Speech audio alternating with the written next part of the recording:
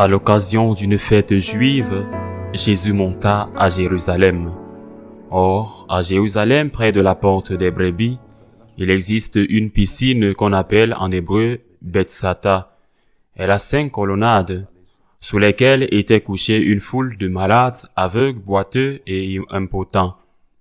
Il y avait là un homme qui était malade depuis 38 ans. Jésus, le voyant couché là, et apprenant qu'il était dans cet état depuis longtemps, lui dit, « Veux-tu être guéri ?» Le malade lui répondit, « Seigneur, je n'ai personne pour me plonger dans la piscine au moment où l'eau bouillonne, et pendant que j'y vais, un autre descend avant moi. » Jésus lui dit, « Lève-toi, prends ton brancard et marche. » Et aussitôt l'homme fut guéri.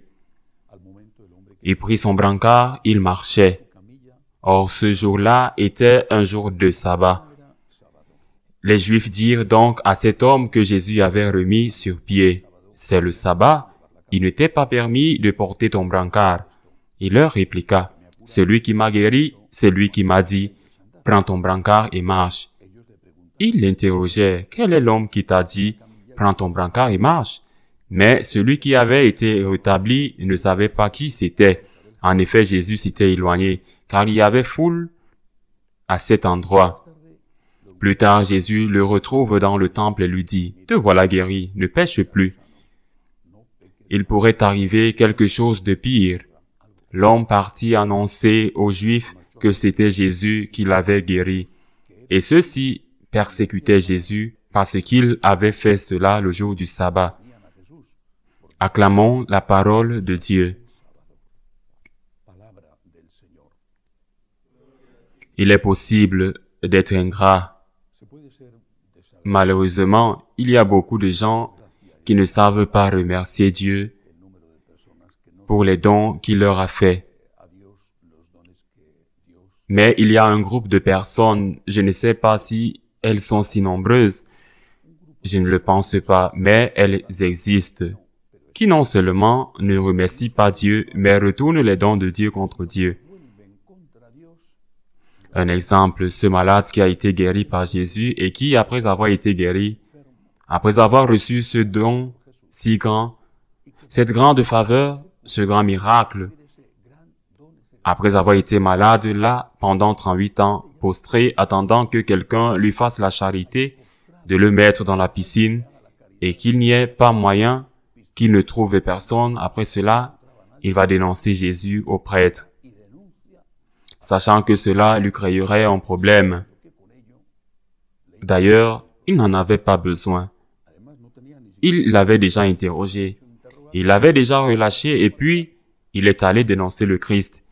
Lui qui avait reçu la santé du Christ, il se retourne contre Dieu, contre les dons de Dieu.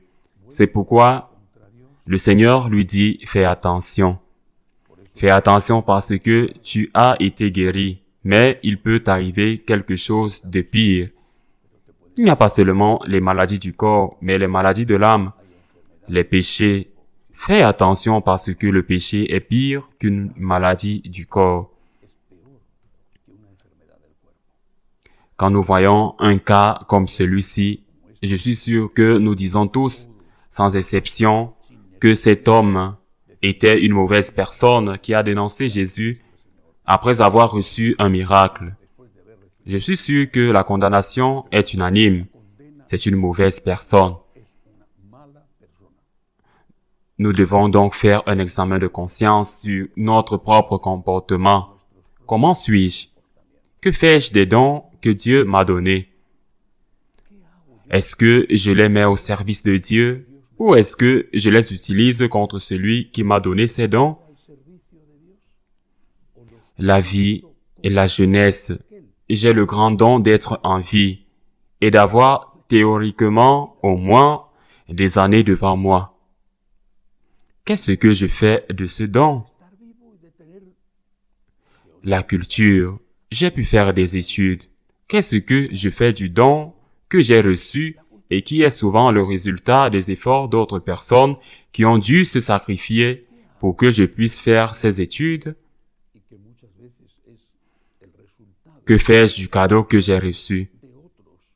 Et donc, le reste des choses que j'ai reçues, qu'est-ce que je fais avec ce que j'ai reçu? Vous avez rendu un grand service. Vous avez sauvé la vie de quelqu'un. Et cette personne, au lieu de vous remercier, ce que vous lui avez donné, le retourne contre vous. Nous serions très en colère contre cette personne. Eh bien, c'est probablement ce que nous faisons avec Dieu sans nous en rendre compte. Que fais-je des dons que j'ai reçus? Faisons un bilan, un examen de conscience. Qu'est-ce que Dieu m'a donné? Beaucoup. Il se peut que nous aurions aimé recevoir plus de choses que nous n'avons pas et que d'autres ont.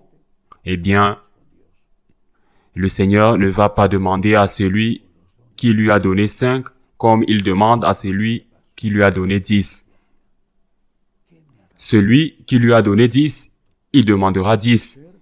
Celui qui lui a donné plus se verra demander plus. Vous examinez ce que Dieu vous a donné.